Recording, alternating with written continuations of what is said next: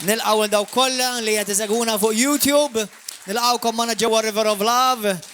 Jalla għandkom il-ġuħ, ikolkom il-ġuħ f'qalbkom biex dak li ħad irċivu l-lejla jilħaq lilkom anka li minnkomx fiżikament preżenti hawnhekk tkunu ma preżenti magħna fl-ispirtu.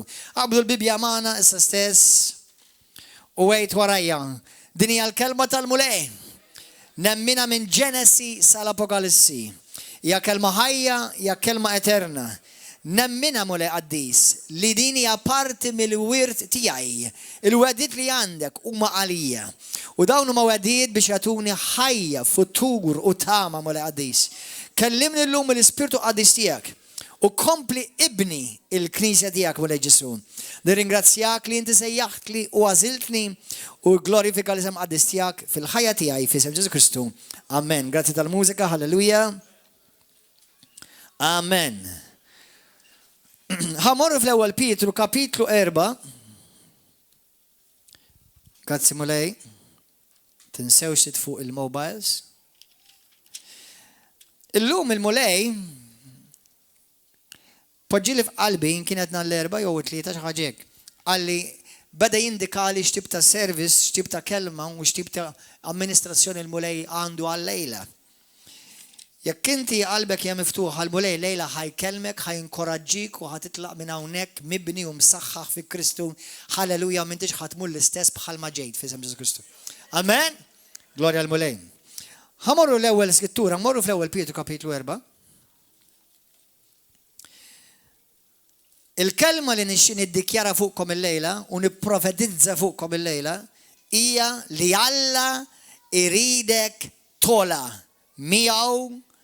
Alla ħajwaslek il-fuq, il-mulej ħajtellek fil-oli u l-ebda arma msawra kontra tijak minn ladu biex jibaxxik ikisrek miħa ternexxa kontra tijak għax inti markat mill-Ispirtu tal-mulej. Halleluja.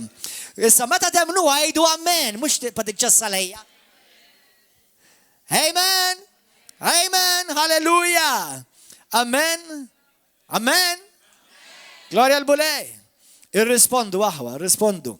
Irrispondu għal-kelma tal-mulej. Għax inti tista. Please, isma nisewwa. Alla jkun għat jiddeliverja il-miraklu għandek bżon. Kull miraklu jisseħ f'ħajtek dejjem ħajjiġi mill-kelma ta' fuqadi. Let me say that in English. Every miracle, every supernatural activity that will come to your life will always be delivered in the word. Kull kelma soprannaturali, kull ħajja xi ħaġa xi barka, breakthrough, barka finanzjarja, fejqan li Alla għandu għalik dejjem tiġi mill-kelma. Issa jekk inti dil-kelma toqgħodilha ċassek u m'hemmx reaction, miex inti min ħad benefika dik il-kelma? Titkun bil-ġoħ. Tittirċivija, amen, I receive that. That's for me, din għalija. Amen. Ħalli inti tirċivija, amen. Meta ngħidu amen, mhux ġast hija xi ħaġa tradizzjonali. Amen ġifieri jiena nemmina nirċevija. Jew nkella tgħid bl-Ingliż that's for me.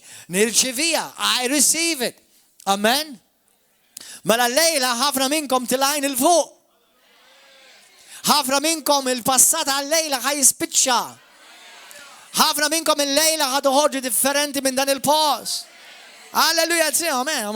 We're getting there. Inkoraġġi ruħek, Pastor Gordon. Taqtax qalbek għalissa.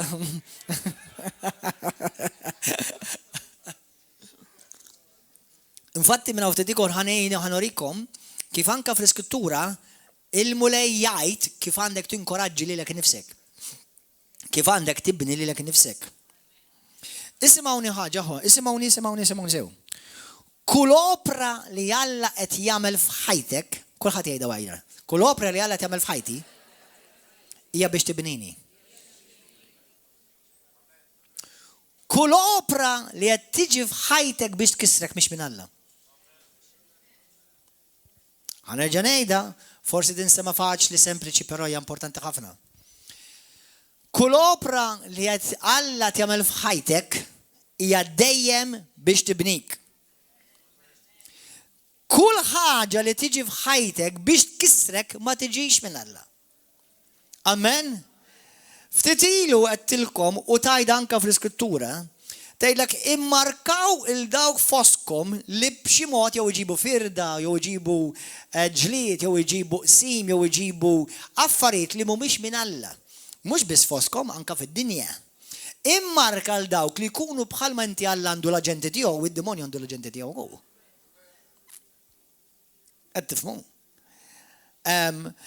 Imma l-aġenti tal-Alla dejjem jiġu biex jibnuk. U inti tkun taf dawk li huma ġejjin biex jifarkuk, taf għaliex? Għax waqgħu. U kull min waqa' jipprova jiġbed il-ħadd ieħor miegħu l-isfel. Wieħed amen. Kull min waqa' tkun taf li waqa'. Għax xogħlu jew xogħolhom jew xogħolha hija li tiġbed il-ħadd ieħor magħha jew magħhom l-isfel. Kull min huwa mbirek qatt ma jipprova jwaqqa' l-ħadd ieħor dejjem jibni. Di żommuha fil-pedamenti ta' moħħkom. Kull min huwa mbirek ma jħossux kompetizzjoni, anzi jħossu li huwa l-postman biex ibirek il-ħadd ieħor. Qatt ma jħossu f'kompetizzjoni jew qed jgħir. Għax Alla berikni, sinjali li abbarti li berek li Alla jridni nkun ta' barka bħalma tallimna l-ġimgħa l-oħra. Li Alla lilek seħlek biex tkun ta' barka. Amen. Mela inti tista' timmarkhom dawk li qed jippruvaw ikissruk in-nota dawk waqgħu. Allura kum min waqa' xogħlu xi jrid jagħmel? Waqqak jiġbdek l-isfel miegħu. Immarkawhom innotawhom ħalli taħarbuhom. Bis-sejda ngħidlek. Għax ħanilkom ħafna. Waħda mill-modi kif ix-xitan jiġi jfarkak taf kif? La bil-pornografija għalkemm jista' jagħmelha dik ukoll. La bid-droga għalkemm dik jista' jagħmelha wkoll. La bil-gideb jew dak kollu jista' jagħmlu. Imma l-ewwel ma x-xitan jagħmel huwa joħodlok l-attenzjoni. The first thing that Satan wants to do to bring you down is get your attention. Don't give him 1 second attention. Għattifmu għadi? Ftakar li kull sekonda tagħti attenzjoni lid-demonju qed taqqasha minn Alla. Kull minuta li jiena nagħti nisma' kliem biex ifarrakni qed innaqqasha milli nisma' kliem biex jibnini. This is powerful. This is powerful. Do you understand? Għalhekk inwissikom illum f'isem Ġesu Kristu jiena l-pastor ta' dan il-dar fil-mulej bil-grazzja tal-Alla. Sewwa biex inti kompli tinbena x'Alla jridek titla' l fuq. Imma hemm aġenti tad-demonju fil-ħajja tiegħek. Anke jistgħu jsejħu Kristjani, fil-xogħol tiegħek, jista' jkun fil-familja tiegħek. Li xogħolhom huwa li jiġbduk l-isfel. U taf kif tinżel inti? Billi tagħtihom każ. Billi tagħtihom attenzjoni. Żomm għajnek fuq il-mulej. L-iskrittura f'Mattew kapitlu 14 tafuha meta Pietru kien fuq id-dajsa ma' tnejn oħra mhux tnejn, anzi mad-dixxipli tal-mulej. U Ġesu sejjaħlu. Ftakar li sakemm żamm għajnejh fuq Kristu. Il-problemi ma tbidlux, id-diffikultajiet ma tbidlux, il-mewġ ma tbaxxix, il-maltempata ma waqfitx, imma ma kienet irrelevanti sakemm żamm għajnejh fuq Ġesu. This is powerful revelation. Mela x'jgħid l-għadu kontra tiegħek, iż-żerrija diabolika li xi kultant jiġi xi wħud biex jiżiraw hija relevanti sakemm inti għajnejk huma fuq Ġesu Kristu. Qed tifhmu għadi aħwa? Amen. Pietru kapitlu 4 vers 10 quickly. Hallelujah. Xi ftit jimilu għedtilkom inti ma tistax titla l-fuq meta fl-istess ħin int moħħok biex twaqqa l-ħadd ieħor l-isfel. Brada Mario jalaw. Anzi, għod bil-qeda fil-kod bda jalaw brada hi. Mela, den idejja da Karl idej Karl. Meta Alla jibnik, Alla dejjem jerfak u jtellak il-fuq. Meta d-demonju jrid ikisrek, id-demonju jiġbdek l-isfel. Issa nota. Mela Alla dejjem jinqeda biex ibirkek persuna jew persuni. Biex ikisrek id-demonju jibgħatek persuna jew persuni. Biex ikisrek. Innota. Dejjem. Mela, meta int għandek persuna li trid timbena u titla' fuq, ma fl-istess ħin xogħla qiegħed jipprova tiġbdek l-isfel, din mhix tinduna li qiegħed mhu l-isfel ukoll. Allura ma tistax inti titla' fuq waqt li fl-istess ħin qed tiffokka biex titla' qed tipprova twaqqal xi l-isfel. Mela żomm għajnejk fuq Ġesu Kristu. Ħares il fuq u hekk jibqa' tħares il fuq il-mulaj ħajużak biex tolli l-ħadd ieħor bijak. Halleluja. Amen. Bless you, my brother. Vers 10.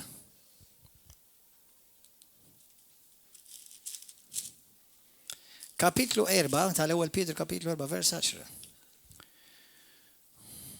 Kull wieħed minnkom jgħix skont id-don li rċieva u jinqeda bih għal ġid tal-oħrajn. Kull don li Alla tak mhux għalik huwa għal ġid tal-oħrajn. Mela jekk int għandek xi tip ta' don u x'inhu, l-Iskrittura tgħidlek bl-aktar mod ċar, issa naqrawhom xi postijiet oħrajn, hija bejjem biex tibni u speċjalment meta nitkellmu sa f'kuntest ta' Kristjaneżmu, Krisja, s-Saltna Talla, biex tibni s-Saltna Talla u biex tibni l-poplu Talla. Amen. Don't be found on the wrong side of history. Your end will not be pretty. Amen. Hallelujah. Kull wieħed minnkom jgħix skont id-don li rċieva u jinqeda bih għal ġid ta' l-oħrajn. Hekk tkunu amministraturi tajba tal-grazzja ta' Alla li hi ta' ħafna xorta. Mela Alla da bosta doni differenti. Kulħadd jgħid jien għandi doni. Kulħadd jgħid ejja, jien għandi doni. X'qed nagħmel bihom? Qiegħed tibni l xi ħadd bihom. Qiegħed tibni s-Saltna Talla bihom. Qiegħed tibni l-Knisja Talla bihom. Qgħod attent għax qabli hekk le jew b'mod awtomatiku, jew b'mod konxju, qabli inti qed tikkontribwixxi biex tkisser minn flok qed tibni. Qgħod attent. Qgħod attent. Hawn min li jrid ikisser. Imma tħabbix rasek min itkisser fi xhur tkisser. Inti ġeneralment min joffrilek is-sigaret? Mhux min ipejjeq. U ġeneralment min joffrilek id-droga? Mhux min maħkum bija. U ġeneralment min itik il-virus? Mhux li ġamarit bih. Għodu attenti mill-viruses.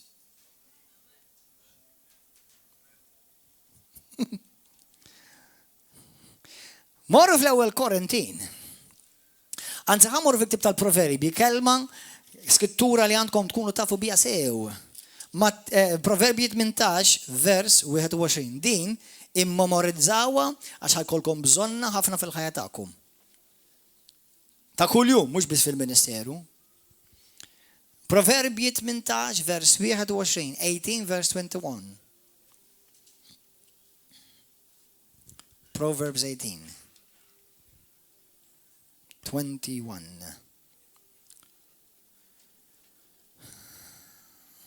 Alleluja. L-Iskrittura tajt bl-Ingliż hekk ara. Bil-frott bl-Ingliż life and death, ħajja u mewt, are in the power of the tongue. Huma fil-qawwa jew fis-seta tal-ilsien jew fil-fom. Kull min iħobbu, jew whoever loves it will eat its fruit. Innota li il-frott li joħroġ minn fommok in stess qed tiekol minnu.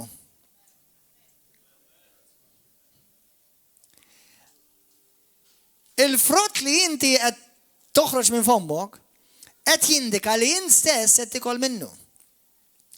Allura ipproteġġi x'jidħol f'qalbek. Għax fil-ktib ta' Mattew kapitlu 12 tgħidlek vers 34, 35, tgħidlek li mill-abbundanza tal-qalb jitkellem il-fomm, ma la proteġi x'jidħol f'qalbek għax għadha bitada ħajoħroġ minn fommu. Qed tifhmuha? Għodu attenti x'jidħol f'qalbek għax għadha bitada ħajoħroġ minn fommu.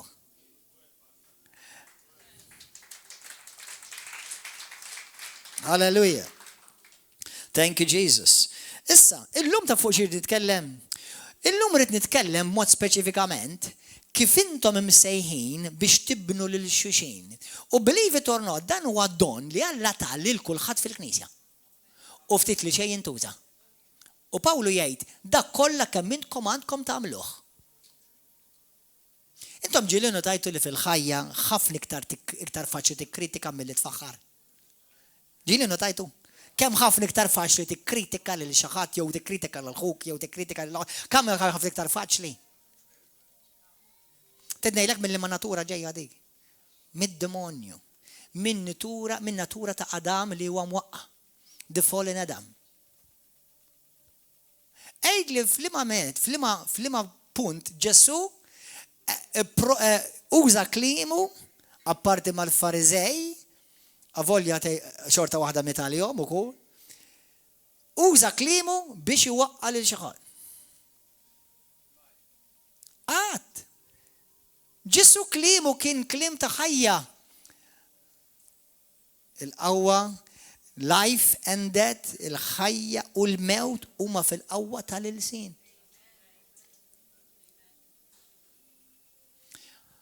Ħafna Kristjani qed joqtlu iż-żwieġ tagħhom la n-nanna mhux qed tagħmilulhom, la l-kunjata mhux qed taqtolulhom, la s-saħħara mhux qed taqtolulhom, huma joqtluh bil-sinhom kontinwament.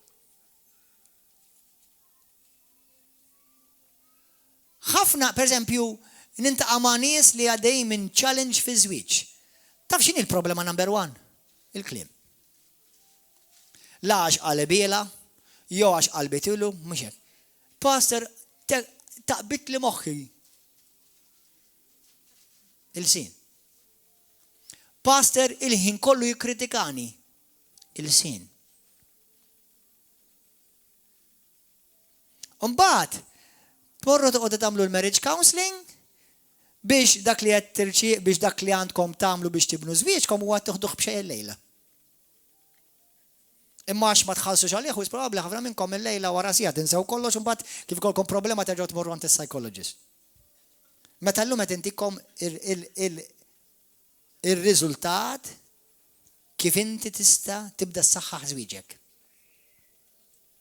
Jekk inti almenu m'intix kapaċi tirrilisja klim ta' ħajja, almenu wara ħalqek tgħid xejn. Mhux instess il-ħin kollu tispara l-iżwieġ tiegħek. Dak waħda mill-affarijiet ħafna minn ħafna affarijiet. L-istess għalik innifsek anke għal fejqan tiegħek. Anke għal ħajja u s-saħħa tiegħek. Anke għal futur tiegħek. Taf li inti tinfluenza li lek nifsek xtajt. Believe it or not, forsi mbagħad nitkellmu aktar tard fuq għadi, però f'Mark kapitlu 11 vers 23 tgħidlek you will have whatsoever you say, not whatever nannu says. Inti kollok dak li tajt int, mhux dak li tgħidlek il-mami u nannu u l-kuġinu tsiju u dik ta' faċċata u l-qariba tal-grocer tal-laħam u tal-ħaxix.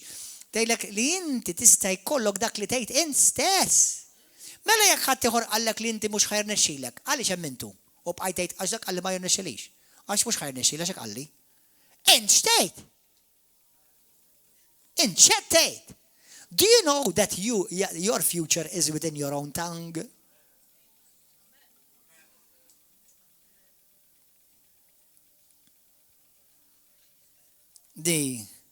Għal dawk li forsi qed jaħsbu li din new age, this is very old age. It's called Bible. Ġagbu tlieta, ġagbu sħiħ, jitkellem fuq il-qawwa tal-ilsien kif int stess tista' jew tagħti lilek innifsek il-ħajja bil-sienek, jew int lilek innifsek tista' bil-sienek toqtlok lilek innifsek. Wara qra ġagbu. Ġagbu kien jgħix fl-istess dar ta' Ġesu Kristu. Trabbew fl-imkien. ċertu teologu jaħsbu li kien ħuħ min-naħa ta' Giuseppe, mhux min-naħa wara ġifieri li insomma relevanti dak ma tagħmilx differenza jgħid wara kollox wara Ġesu jimxu. Seta ma kellix jew kellha ma tagħmilx differenza lija għax la wara Ġesu x'differenza tagħmilli. Jiena wara Ġesu nimxi. Amen. Imma insomma anyway, just a side note. Okay? Morru issa fl-ewwel Korintin kapitlu 14.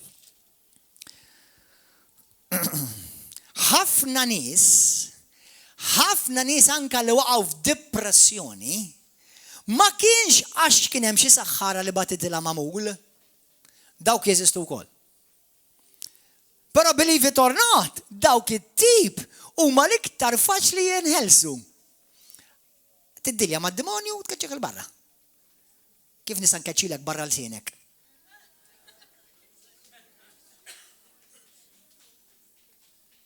Bis-serjetà ngħidilkom. Meta jkun hemm nies possessed bid-demonju huwa l-iktar xogħol faċli għal Kristjan vera. Bis-serjetà ngħidilkom. Bis-serjetà. L-iktar diffiċli huwa meta tiddilja mill-karattru ta' dak li jkun li huwa rasu ibsa, arroganti, superv u ma jridx il-biddel il-modi tiegħu. Dak diffiċlok. Dak itaribes mill-infern.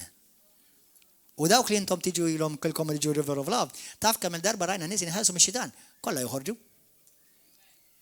Imma kemm min iddilja maġħud minnkom biex bidlu qogħdu attenti xtejdu fuq ħajtkom u xtejdu fuq l-aħwa, għadu ma tbiddix da. Can I cast your tongue out today in Jesus' mighty name? No, I can't. Because if I could, I would right now.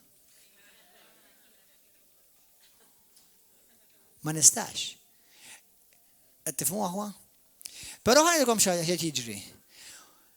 Alla tak il-sin, tak fom, biex inti tibni lilek innifsek u l-ġisem ta' Kristu.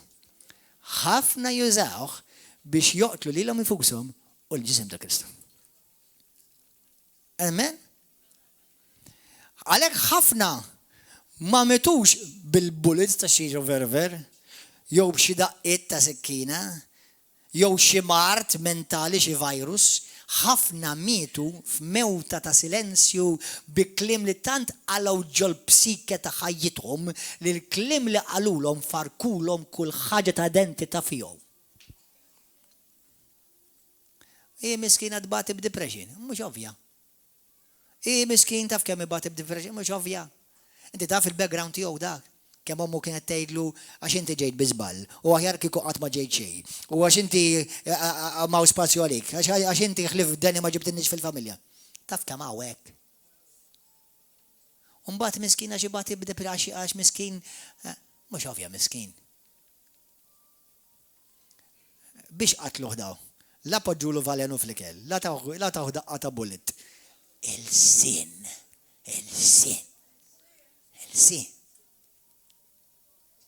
U l-iskrittura fil-ktib ta' Ġabu tgħidlek li l-sin jekk ma jkun sottomess lill-Ispiritu Santu ikun imħeġġeġ bin-nar tal-infern.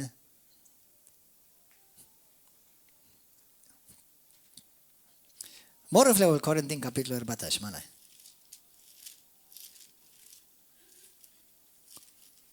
L-ewwel Korintin kapitlu 14.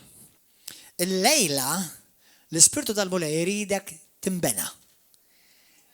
Il-lejla l-mulej poġġili f'qalbi biex xuħut minnkom Alla ħajkanċella kliem li ġew mistqarra fuqek jew minn ommok, jew minn missierek, jew minn raġel tiegħek li telqek u abbandunak, jew il-mara tiegħek li telqed u abbandunatek, jew minn uliedek u farkuk lilek bħala omm wara dak kollu li għamilt tal-jom. Naf li m'hemm ħadd omm perfetta, m'hemm l-ebda raġel perfett u missier perfett, m'hemm ħadd Alla biss huwa perfett. Imma inti bil-daw il-kliem inti tant tħossok makus, tant tħossok oppressat u jisek tħossok ġo kukun, ġo ħabs ma tistax toħroġ minnu, imma lejla fissem Ġesu Kristu ħafna minnkom għadu ħorġu minn dak. Halleluja. Amen. Halleluja. Jinsi ħanedikom ħaġa ħwa, ħantikom revelazzjoni. Irċivu. Jinsi waħda mill-benefiċi fil-ġisem ta' Kristu, meta inti għandek missier vera spirituali, huwa il-missier il fuq waħda mill-funzjoni tiegħu. Number one, dak li għatik missirek spirituali, ma jtistax jatijulek pastor kwalinkwa, ma jistax jatijulek apostlu kwalinkwa, jistax jatijulek profeta kwalinkwa, ma jistax jatijulek lebda ministru anka jkunu midluka minn Alla, u ħajbirkukom, u għandhom bżonnom fil-ġisem ta' Kristu. Imma missir spirituali li għatik hija l-ħajja u identità bħala ibn u bint. U ħafna fil-ġisem ta' Kristu m'għandhomx dik l-identità ta' ibn u ta' bint ta' għadhom orfni. Jekk inti kapaċi locate verament missierek spirituali, inti kollok kapaċità tikber iktar malaj fl-identità tiegħek fi Kristu. Għax il-missier Alla poġġeħem għalek. Bis-serjetà ngħidilkom. U nista' ngħidilkom, ngħidilkom xi ħaġa? Il-problemi kollha li qatt tiffaċċjajt jien ġewwa River of Love bħala ministeru huma kollha minn nies li qatt ma rawni missierhom.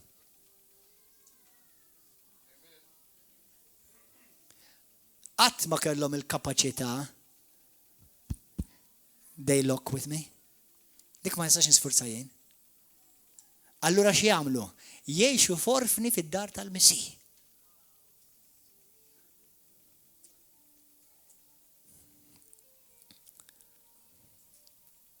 Sad.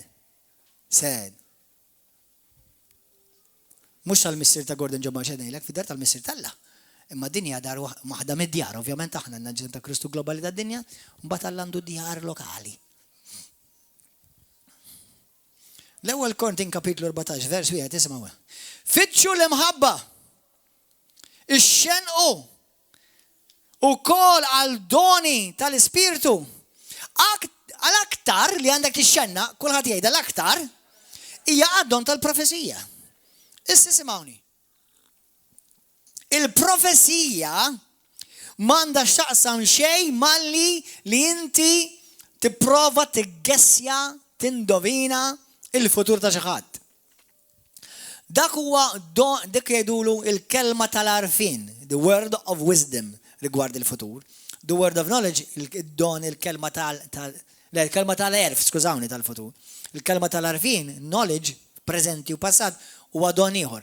Il-kelma profezija hawnhekk m'għandux jaqsam ma' rigward li tipprofetizza l-futur ta' xi ħadd ieħor, però, kulħadd jgħid però, għandha x'taqsam ma' li jiena qed nirrilisjak għall-futur tiegħek meta qed nipprofetizzalek.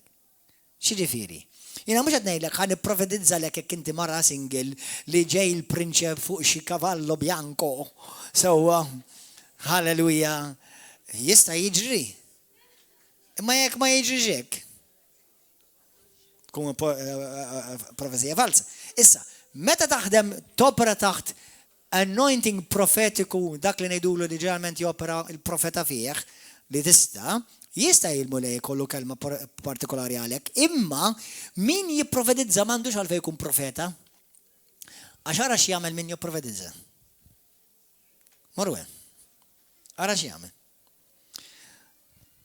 Mela. Vers 3. Min jipprofetizza ikun jitkellem mal-bnedmin biex, vers 3, biex jibni, biex jħeġġeġ u jgħawi l-qalb. Kemm hawn minnkom kapaċi tibni lil-ħuk, tħeġġu u tqawwilu qalbu. Hawn xi ħadd minnkom kapaċi tagħmilha di. Mela kulħadd jgħid warajja aħna kollha nistgħu nipprofetizzaw. Ejja nkunu onesti, kemm hawn minnkom użajtu dik? Kuljum. Li jiġifieri, kull kelma toħroġ minn fomok inti maħħuk u ma' oħtok, mal-pastor, mal-leaders, jew leaders bil-kontra mal-merħla, x'qed jagħmlu dejjem kliem biex tibni. M'għandek bżonn tkun profeta, għax il-kliem ta' prophesying f'dik il-kuntest m'għandux jaqsam li inti qed tgħid qed tipprova tindovina l-futur, anzi qed niddikjaralek il-futur differenti. Iġifieri, bl-Ingliż hemm jgħidak jgħidulu foretelling, iġifieri qed niddikjaralek il-futur minn qabel, jew nkella foretelling li jiena qed nindovinalek qisu x'ħajġrilek fil-futur. U dawk mhumiex istess ħaġa. Qed tifhmuha? Qed tifhmuni aħwa? Isimgħu, ħankomplu. Vers 5.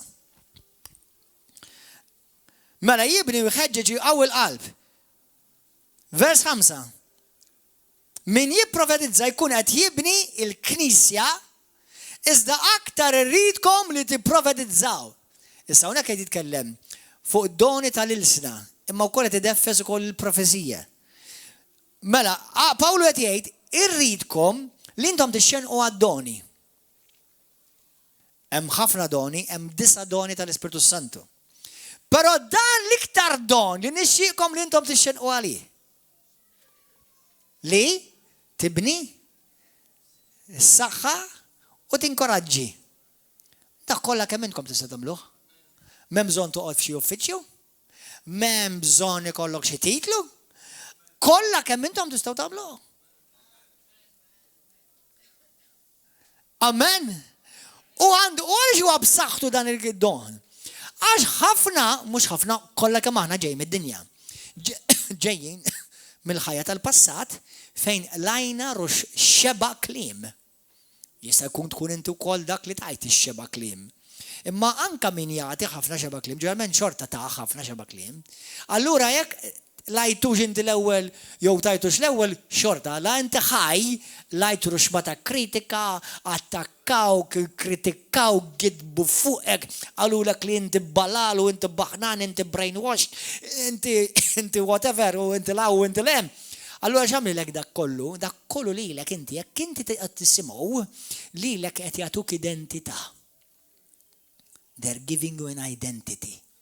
And it's not in accordance with the image of God. Qed jagħtuk identità li mhuwiex skont ixbija u l-pjan tal-Alla l-ħajtek. Dak kollu jiġi biex iwaqfek billi inti twettaq il-pjan tal-Alla fuq ħajtek. Qed tifhmuha? Halleluja. Morru issa fl-istess kapitlu. Mela, meta aħna qed nisimgħu dal-kliem negattiv, dan kull kelma li ġiet fil-ħajja tiegħek ġiet biex toqtollok id-destin tiegħek. I call these words destiny killers. How many of you have had destiny killers come to your life? Kamma minnkom kelkom dawk li jridu joqtlulek id-destin tiegħek bil-kliem li ġew fuq. Aw ħafna minnkom se tolli dejkom ġifieri l-oħrajn orraj. Kollha kemm aħna. They're called destiny killers. Li isimgħuni aħwa, ġeneralment kliem bħal da jiġi minn nies li mhumiex imwilda mill-ġdid, lin-nies li m'għandhomx l-Ispirtu tal-Alla fihom, minn nies li qabli forsi jistgħu jkunu xi tip ta' kategorija ta' Kristjani, ħanamluha hekk għalissa. Imma m'għandhomx il-biża' tal-Alla fihom. U għaliex importanti jkollok il-biża' tal-Alla meta titkellmu fuq il-kliem, għax l-Iskrittura tgħidlek li intom tridu rendu kont għal kull kelma firħa li intom tajtu f'dak il-jum. Mela jekk għandek il-biża' tal-Alla, toqgħod attent x'tajt. Toqgħod attent x'tiddikjara fuq ħuk, toqgħod attent x'tirrilisja fuq oħtok. Għax inti qed toqtol bil-kliemek waħda mill-ulied prezzjużi tal-Alla. U Alla għallek jekk dak il-kliment ħad kompli sejjer bih, dak il-klim ħajġed kontra tiegħek f'dak il-jum u inti tidderendi kont għal kull kelma ferħa li ted.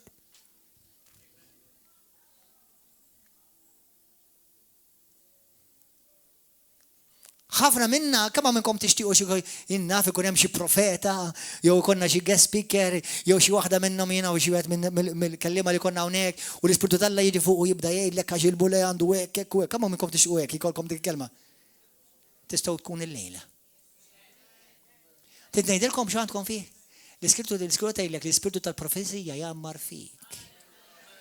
Għax l-Ispirtu tal-profezija, l-Ispirtu ta' Kristu jammar ġewwa fik. Taf li inti tista' tiddikjara il-futur tiegħek.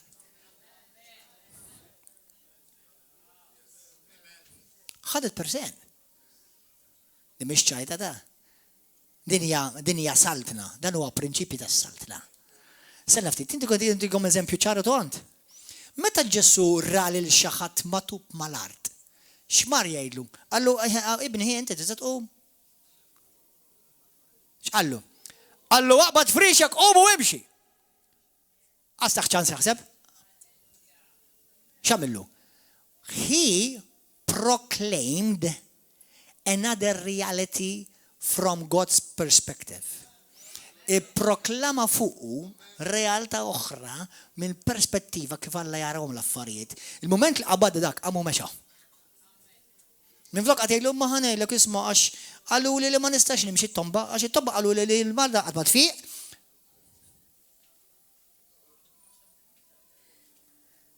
Meta tirċivi kelma mimlija ħajja, aġixxi fuqha, bes fuqha ħalli tara l-miraklu tiegħek. Hallelujah. Thank you, Jesus.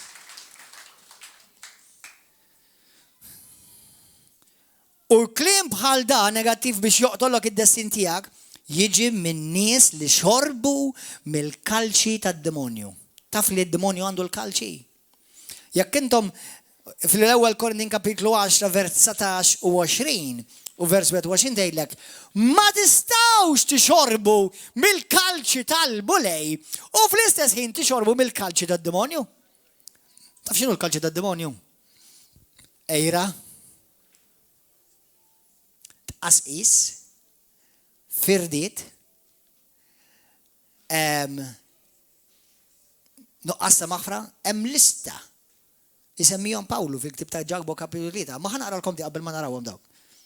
Morru fl-ewwel Korintin kapitlu 14. Halleluja. Vers 22. Kemm minnkom qed tirċievu? Grazzi Ġesu. Mela, vers 22. Intom il-kol tistgħu tipprofetizzaw. Intom il-kol tistgħu tipprofetizzaw. Pawlu ma qalx intom il-kol tistgħu tagħmlu xi doni ieħor partikolari. Issa d-doni kollha jistgħu joperaw fik, vera, kollha, meta l-Ispiritu tal-Alla jrid. Però dan id-don partikolari tista' topera fih meta trid. Da mhux bħal l-oħrajn da d-don, għalhekk mhux xejn Pawlu jgħidlek ix-xena għalli dan id-don. Għax kollha tistgħu tagħmluh. Kemm minnkom xi kultant tiġi dilka tal-Ispiritu Santu fuqek u taf li hija delka tal-anointing tal-fejqan u meta titlob fuq xi ħadd balew fiqu. Dak huwa imma xi kultant titlob fuq xi ħadd u dak ma fuq xejn. Issa hemm ħafna reġinijiet, imma hemm id-don tal-fejqan. Sewwa issa fi Ġesu Kristu tista' titlob dejjem għal-fejqan, imma rigward bħala don l-Iskrittura tgħidlek mill-ewwel Korintin kapitlu 12 vers 4 sa 11 tgħidlek li daw id-doni operaw kif Alla jrid meta jridu għal ġid tan-nies preżenti. Imma d-don tal-profesija, dan il-don partikolari, tista' tħadnu meta trid int.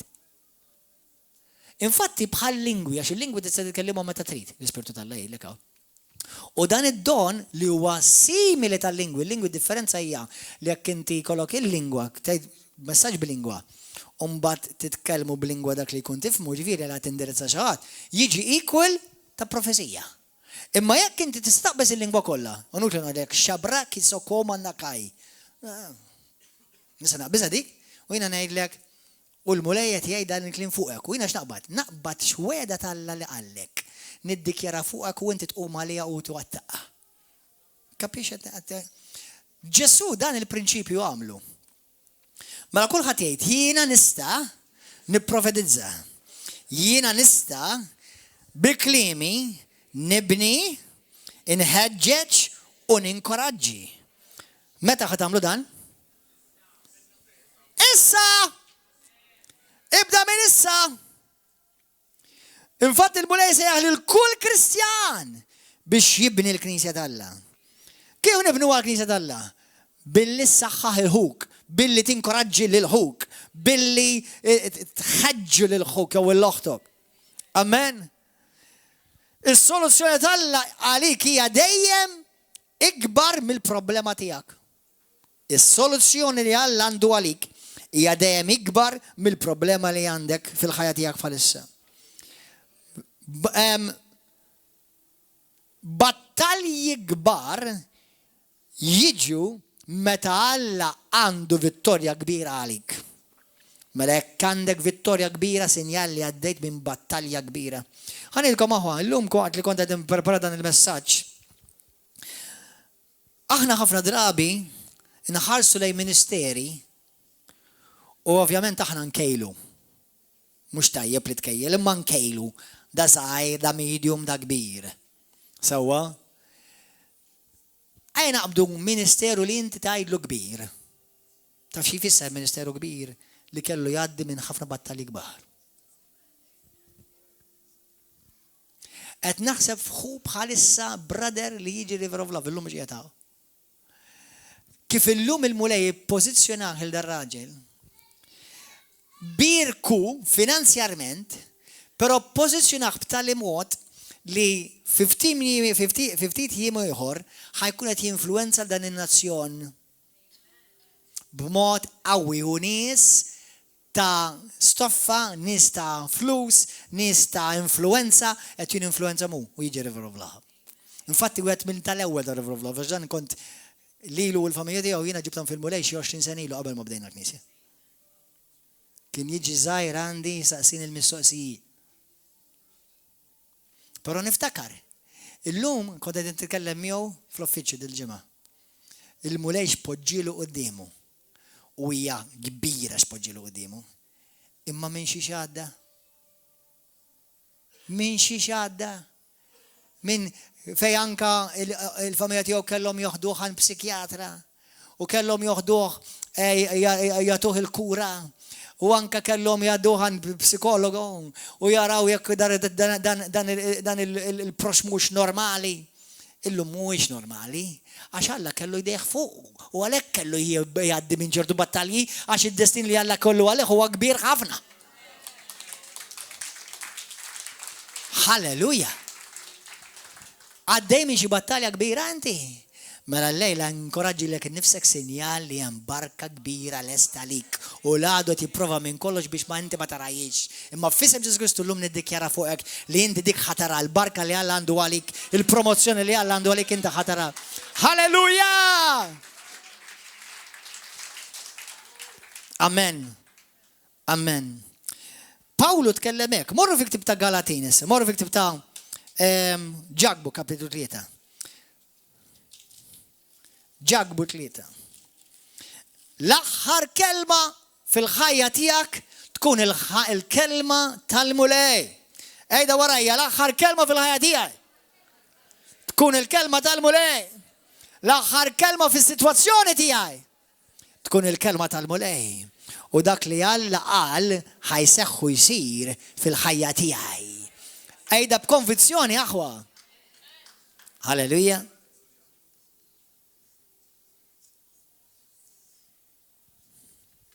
Meta taraw il xi ħadd imbirek, tgħidux ida kemm imbirek, ida kemm għandu, jew ida kemm għandha, qed min jaf minn xiex kellu jgħaddi biex jakkwista dak li għandu llum. Meta ċertu nies joqgħdu jikkritikaw ċertu ministeri fuq il-YouTube, sewwa ma jafux daw il-ministeri minn fejn bdew. Imma issa peress li qed jiddu u issa d-dinja kollha tisma' fuqhom, issa jnattakkawhom. Ara meta kienu fid-batija u qed anqxu biex ikollhom xi jieklu. Dakinhar ma qalu xejn, issa li huma Alla għax issa Alla biriku. U x'Alla għalhekk irid ibirkek. Jekk iżomm għajnek fuq il-mulej, inti destinat għal barkiet, tafa. Inti, ara, pamel kull mandek tagħmel sew, u inti destinat ma tistax taħrab il-barket Alla. Jekk inti tibqa' tagħmel dak li huwa sew quddiem Alla, ma tistax taħrab il-barket Alla. Għax il-barket Alla kollox żerrija. Inti tiżra u inti taħsad. Iżra tajjeb, taħsad it-tajjeb. Ma jfissirx li l-għadu mhux ħajġi kontra tiegħek għax jkun ngħidu hekk ma laqqas Ġesu Kristu ma kien tajjeb. L-għadu kol ħajġi kontra tijak, sawa, imma tibżax, l-għadu qatt ma jista jiġbet l-isfel, lil xi ħadd li Alla tiġbdu l-fuq. Halleluja, amen. Jekk Alla għallek inti seri l-fuq, jistgħu jqumu d-demoni kollha tal-infern, minn tiġi l-isfel. Halleluja. U jekk temporanjament tgħaddu minn xi battalja dejt, mela mulej insejtni, kull ma tgħidlek il-mulej lejla qed nippożizzjonak aħjar. I'm just positioning you better. Għax kif kont qabel kont ħad iġbed 10 minn nies, immissa ħan ippożizzjonak ħun paċenzja, għax issa għandi 1000 minn nies warajk biex niġbed warajk kif intellak wara di. Hallelujah. Thank you, Lord. Thank you, Jesus. Fil-ktib ta' Ġagbu kapitlu 3, jekk aħna naqraw minn vers 13. Ismaw xejn. Hemm hemm xi ħadd għaref u aqli fostkom. Mela ħajuri li bl-imġiba tiegħu, tajba tiegħu, emilu biħlewa aqlija, imma jekk intom għandkom lejra l-imrar f'qalbkom u ħsiebkom fil-ġlied, qisu li bekk ma tiftaħrux u tiktbu kontra l-verità. Dan mhux l-erf li ġej mis-sema, imma l-erf li huwa ta' din l-art li ġej minn ġisem. Dan huwa erf li ġej mix-xitan. Smajtu għadi aħwa? Faċli tillokom in-nies meta tarhom kif jitkellmu, meta tarhom kif jaġixxu, tkun taf jekk mhux ġej minn Alla jew minn xitan. U bħal ma ddilkom u ħanerġa' ngħidilkom u daħluha fil-pedamenti ta' moħħkom. Kull meta taraw il xi ħadd qed jipprova jniżel li xi ħadd l-isfel, ifisser għax huwa sa qiegħed hemm isfel. U tilef l-ispirtu tal-Alla, tilef l-ispirtu tad-discerniment, tilef il-biża tal-Alla. Amen? Halleluja. Pawlu kif għamel x'għamel Pawlu? Titilqux, kemm minnkom għandek bżonn kelma minn il-molej. Olej dejk. Mela titilqux il-lejla. Ismawni. Pawlu kif ipprattika dan id-don? Ismaw xi wħud mill-kliem li intom familjari miegħu, però forsi qatt ma poġġejtuh f'dan il-kuntest, imma għandna npoġġu f'dan il-kuntest, għax għalkemm Pawlu kien l-apostlu ta' daw il-knejjes sewwa, però Pawlu, apparti wkoll li kien l-apostlu u kien missier il-knejjes li bena speċjalment ta' Korintu u oħrajn, però Pawlu anke kien hemm żmien li anke ċanfar. Tafu għadi? Sewwa? Isimgħu għadi. Però Pawlu anke meta ċanfar biex jibni. Ħantikom eżempju oħra. Jiena l-uliedi inċanfarhom. Però laqqas qatt ma tgħaddili bil-kuratur ta' moħħ inċanfarhom biex inkissirhom. Imma jekk iċanfarhom li barrani li m'għandux il-mħabba u l-kompassjoni li għandi jiena l-uliedi, dak jipprova jkissirhom. Tisimgħux nies li mhumiex parti minn din il-familja jekk qed jitkellmu fuq aħwa ta' din il-familja. U ħanilkom ħaġa, dil-ġimgħa tilkom il-grazzja lil mulej tagħna bħala River of Love tal-ġiet li qed naraw f'pajjiżna u anke l-bot minn xtutna li huwa xogħol ta' dan il-komunità li dal-aħħar xahar kellna bosta nies li ġew lura li fellowship li telqu ċar gerxu. Infatti kien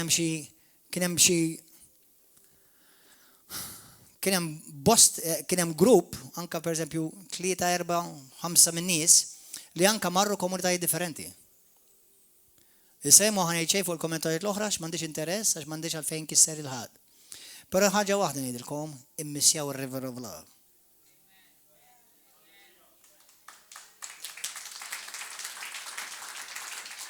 U ġew lura. Ħafna ġew lura. U hemm ħafna trid jiġu lura. Però isimgħuni, min tela għax itgerfex u għax itgerbeb u għax id-dnub bellaw jew id-demonju għami, dak jitolbu għalihom. Dawk li ġew imkeċċa, dak ma jistgħux jabdu jiġu dasa.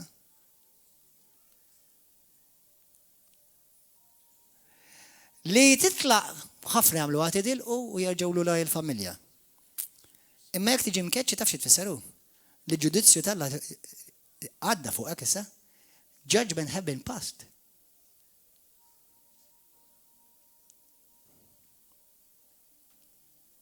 Many have left. Some even have left in a bad way. But they reconciled, ġew lura, rekonċiljaw, nidmu u grazzi Ġesu għax aħna familja ta' Kristu terġa' tilqahom lura biex tirrikonċiljawhom mal-mulej u mal-ġisem ta' Kristu. Imma meta jkun hemm, da mhux ġod il-Knisja biss, f'kwalinkwa Knisja. Li jkun hemm nies ġew imkeċċa qed jagħmlu d-denja qed jagħmlu l-ħsara u qed jippruvaw jiġbdu l-isfel, jiġbdu jkissru. Dawk taf x'qed jgħidu għandhom sajn kbir jekk jgħid fuqhom ara I am under judgment, I am under judgment, jina taħt il-ġudizzju tal-Alla. U nies, toħdux daw l-affarijiet bil-fogranti, tax din hija knisja apostolika. Nimikx knisja ta' wara l-kontinerata. Din ma bniex xi ħadd tax ma qabilx mal-lider u beda ħaxi grupp ta' nies u bdija. Għodu attenti. Meta jiġri hekk, ikun hemm periklu għarruhom. U nista' ngħidilkom li kull wieħed jew waħda telqu ħażin kienu mwissa mill-Ispirtu tal-Alla bħon profetiku u hemm ħafna li ġarfu aħwa. Però mhuwiex il-pjan tal-missier, il-pjan tal-missier huwa li inti timbena. Anka l-pjan ta' dan il-missier ta' din il-komunità nixtieq narak li inti timbena. Jekk inti tlaqt u tlaqt ħażin, erġa' lura rrikonċilja lura indem minnu bidek, daqslik kieku qatt ma kien xejn għax il-mulej jaħfillek kollox. Ħajrek jedi umilta minna ħatijak. U jekk inti m'intix kapaċi tumilja ruħek, ovvjament, jissinifika li inti għadek fil-gburija. Għax inti ma tistax tkun kbir u timxi bl-umilta. U l-umilta hija ċavetta da seltna. Ġesu xqal, ma tistax tidħol fis-seltna, jekk ma tidħolx bħal wieħed minn daw tfajjel, li tkun umli. Bħal tfajjel żgħir. Mux għax innoċenti, għax umli. Għax it-tifel tijaj meta jizbalja taf xamel jiġi jikbi fuq jagħmel il-bedi, I'm sorry. He understands humility. Lejla, il-mulej tisejjaħlek biex inti tibni l-knisja tal-mulej. Les li tibni. Lejla ħansaqsikom mistoqsija. 1. Fil-ktib tas-Salmi, 42 verse 5 u 11. Ejna rawa malaj, u nispiċċaw b'daw. Salmi, morven. Mela, meta inti tipprofetizza b'dan il-mod ta' profezija, Salm 42.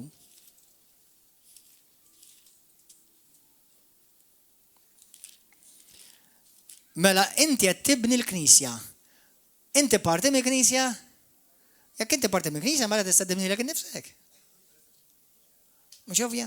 Dan huwa tip ta' don li tista' tibni lek innifsek bih. Isimgħuha.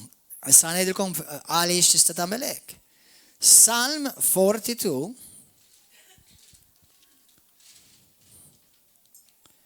vers 5. Ruħi vers 5. Naħseb vers 6. Għaliex tintela, vers 6 naħseb fil-Malti, għaliex tintela ruħ tiegħi u titħawwad ġewwa fija. It-tama falla għax jien nibqa' infaħru. X'qed jgħid David qed ikellem lilu nnifsu. Qed jipprofetizza fuq innifsu. Qed jibni, qed jinkoraġġi lilu nnifsu. Kemm ma xi kultant tħossok dawn. U inti tixtieq xi ħadd jgħidlek kelma koraġġuż. Mur quddiem il-mera. Aqbad il-mera, għidlu, għaw sabiħ. Tgħidlu xi kraħ, anke jekk inti kraħ, għid sabiħ xorta.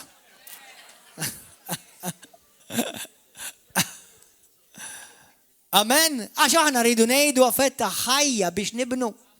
Issa jekk inti kraħ toqgħod tgħidla ja kraħ, mhux aktar ħadd kisru l-miskin. Amen. Mela jekk inmara, għaw sabiħa. Inti magħmula fi xbija tal-Alla. Inti taf li Alla għandu pjan għalik. Taf li Alla lilek ħobbok u għandu kull forma ta' ġid lest għalik. Ibda tkellem miegħek innifsek, iddikjara inti tkellem ma' lilek nifsek. Fl-istess, dit issemma 3 darbit bil-inqas fis-Salmi għandek l-istess ħaġa vers 11 u anka 43 vers 5. Għajt li ruħi, it-tama fil-mulej. Pastor, tajt qalbi. Inti jekk kien kollu tajt qalbi. Paxajtek. Għajt, ruħi, it-tama fil-mulej. Inbena, itħagġeġ. Alla du ma spiċċax miegħek, Alla du qed jaħdem miegħek. Affarijiet sbieħ ġejjin għalik, Alla għandu futur għalik, għandu ma qatax qalbu. Lil min qed tgħid, fasal lili. Amen. Bis-serjetà ngħidlek. Issa meta tintaqa' ma' aħuk. Sewwa miskin jew oħtok li jinnaf għala xeba kliem negattiv. Jista' jkun miż-żewġa jew minn martu.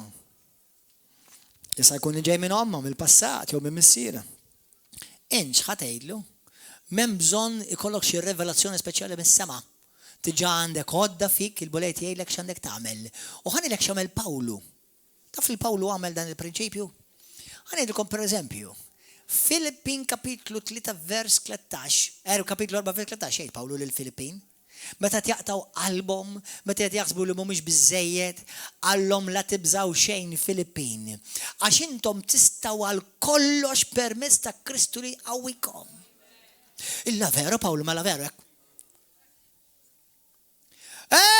Pawlu qal, la jiena nista' niflaħ għal kollox permezz ta' Kristu li qawwini. Inti tiflaħ għal kollox permezz ta' Kristu li qawwik. You can do all things through Christ who strengthens you. Inti tiflaħ għal kollox permezz ta' Kristu li qawwik. Inti btiflaħ għal kollox permezz ta' Kristu li qawwik. Meta il-Knisja il-Rumani kienu qed iħossuhom qalbhom maqtuwa, qed iħossuhom dawn, Pawlu qalhom ħeġġu qalbkom. Għax ma tafux li aktar huma dawk li huma magħkom minn dawk li huma kontra tagħkom. Taf li intom hemm iktar li huma magħkom milli huma dawk li huma kontra tagħkom. Qed ngħidilkom river of love. Ħafna huma dawk li huma magħkom milli huma kontra tagħkom. Halleluja! Ħafna huma dawk li huma miegħi milli huma kontra tiegħi. And for me to say that is something. Però ma naħsibx li btal il-Pawlu l-Apostlu miskin kull fejn mar kien imkeċċi. Ħlif Malta. Mhux tab xejn Malta mbojrka. Amen. Jekk kien hemm xi ħadd li kellu jaqta' qalbu żgur l-Apostlu Pawlu kull fejn kien imur kien jiġi mkeċċi. Halleluja, almenu jiena nintaqa' ma' ħafna nies jgħidu li kemm nuħu biex nara l-programm tiegħek. Intaf li ma nitlimx programm wieħed. Nintaqa' ma' ħafna, naf li hawn min ħares li bil-kraħ, ma jkun ma korroħ mżiegħen.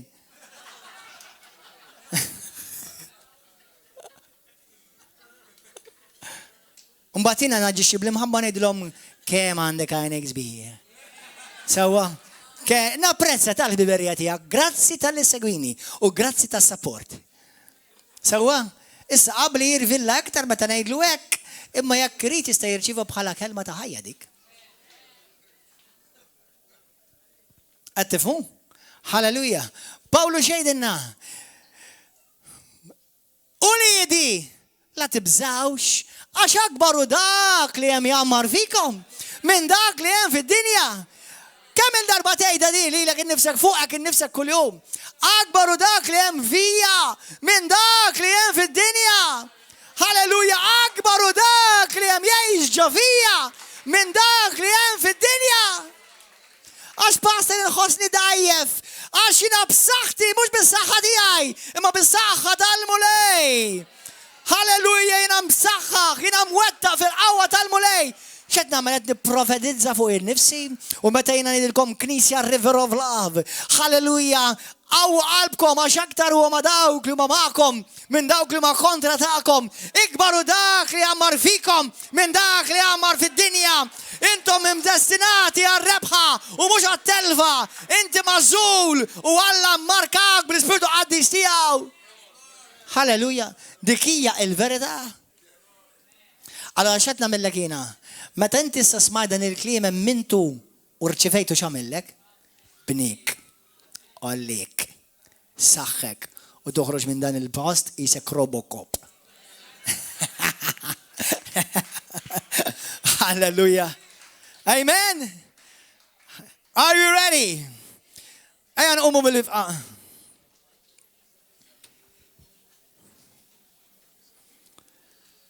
Tatix widen għal min waqqak dawn.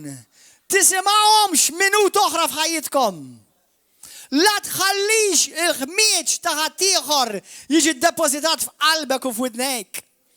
Inti għandek ħajja taħlix laqqas minuta l-minna u tagħtiha lid-demonju. Bħalma qal Ġesu, dawk li jkunu kontra tagħkom ħajkun hemm dejjem. Dak li jkritikawkom ħajkun hemm dejjem. Dak li jipprovaw iwaqqawkom ħajkunu hemm dejjem. Imma la tibżax għax jiena magħkom sal-aħħar ta' żminijiet. Halleluja! Glorja lil Mulej.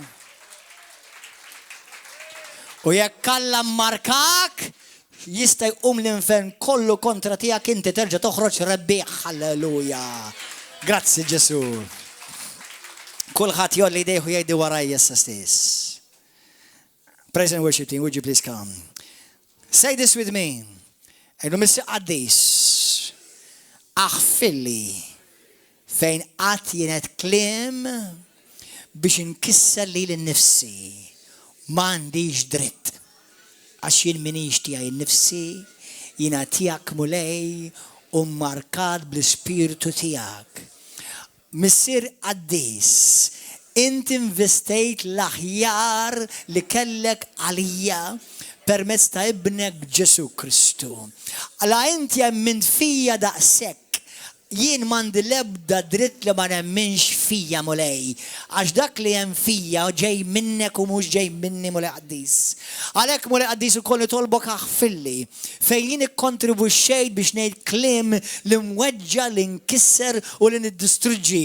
Minflok bnejt inkoraġġejt u ħeġġiġt. Għalhekk illum Mulej qaddis niddikjara fuq ħajti li Ġesu Kristu huwa il-Mulej, Ġesu Kristu huwa l-Mulej fuq moħħi, ħsibijieti, Ġesu Kristu huwa l-Mulej fuq il-sini, Ġesu Kristu huwa l-Mulej fuq ġismi, jien kolni kemm jien ta' Ġesu Kristu.